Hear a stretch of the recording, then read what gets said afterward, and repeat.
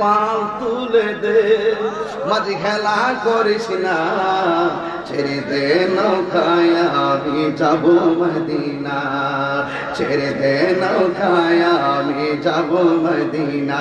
আল্লাহু আকবার।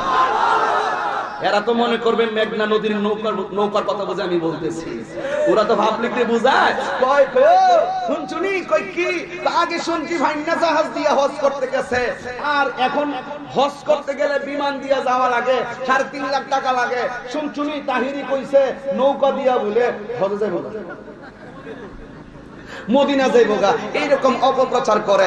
আসলে এরা বুঝে নৌকা রইছে নদীর নৌকার তক্তা, আর আমরা বুঝি ইমানি নৌকা।